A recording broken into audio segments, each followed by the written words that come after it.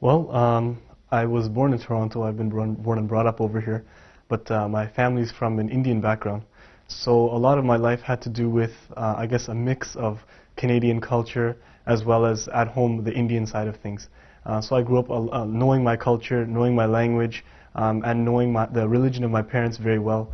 I grew up in the temple, and I would always go to summer camps and Sunday school, and always going to prayers and so on and so forth. So I went through a lot of, like, I guess, culturalization in both the culture of my parents and the culture that I was growing up in at school. I went to high school over here. I was a pretty studious person, but I also had my fun on the side, and I was really into music. I used to play guitar. I played for 11 years, and so that was my life, I guess, before.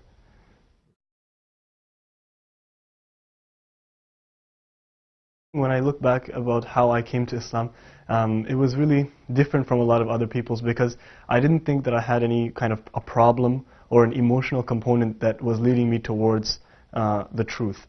Since I was young, I just didn't feel right in the religion of my parents, although I had been brought up in it, and actually at one point in time I was a very ardent defender of it.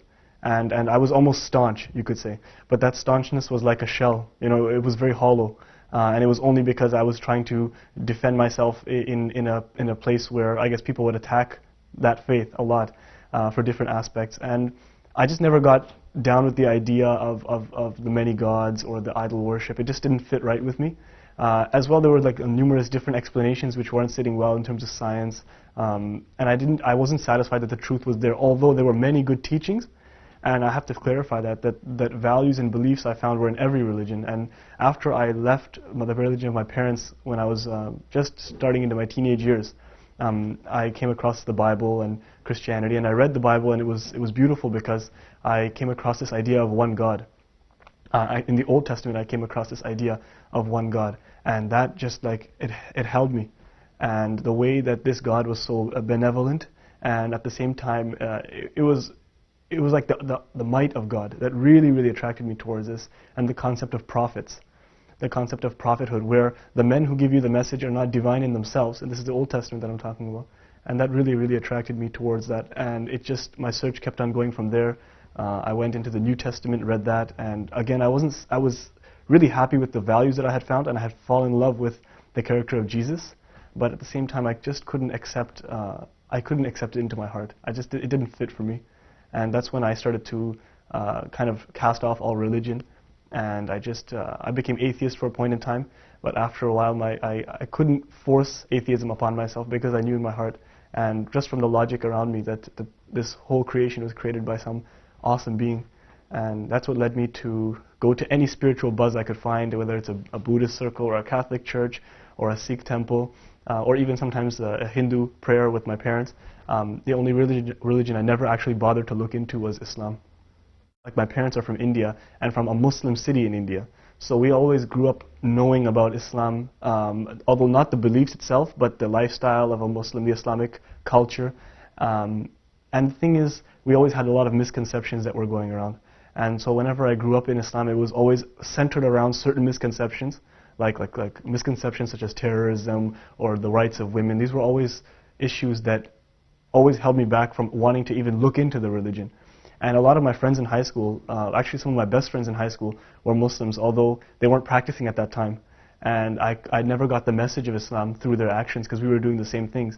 And it's only once that I came into university and I found that it was a place where you could, I guess, open up your ideas a little bit more, question yourself and question those around you. I actually came across a book about science in the Quran, and I was doing a BSc at the time, and that stopped me cold in my tracks.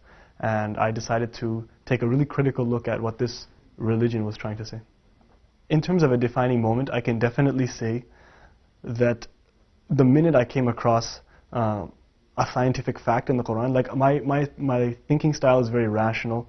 I like to think based on fact rather than emotion, because I've done a lot of emotional religious activity in different groups, and I knew that the truth wasn't only an emotional component, it was a logical, rational component. And I needed to find a truth that was consistent and rational all the way through. And when I came across, I guess, reading books about science in the Quran, that's what started to propel me towards finding out about the religion, but definitely the defining moment was the day I took my declaration of faith, the Shahada.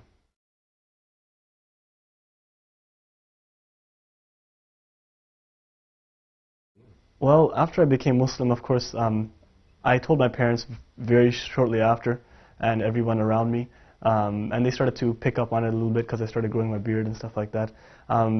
They have those same misconceptions that I had, and I don't blame them at all. Actually, it's an ignorance, and it's an innocent ignorance, where they had those misconceptions, and nobody had explained to them or reached out to them as to what the truth of Islam and the beauty of Islam really was. So when my family reacted slightly negatively towards me, I knew it was just their emotional reaction, and it was them not understanding that I had become a better person and why I'd made this change. When I became a Muslim, there was no real support network or a social web to kind of guide the new Muslims into their religion. And there wasn't a big machine to propagate the truth about the religion. And this is where I think my personal contribution can come, where I'm also trying to learn about the religion every day. And while I do that, I would like also to teach others and make the transition as easy as possible, as well to let people understand that when they become Muslims, they don't lose their identity. They're still who they are, they still have their interests and their likes and their dislikes, and I would like to make it easy for their families, to let them know that that person is still them, that's still their son or their daughter or their brother and their sister, and that the only thing that's changed is their outlook. They've just come in touch with the greater reality. I think the biggest thing that Islam has done for me, first of all, is to give me a satisfaction in my heart that I understand why I'm here and why this universe was created. So I feel at sync with nature itself around me. I feel in sync with every human being and all of nature, even inanimate, animate objects. It's beautiful. It's a beautiful feeling to wake up every morning, to think about God, and to have your mind blown every morning at the miracles that He's given to us. As well, I think that I've developed a respect for every single human being, animal, you name it.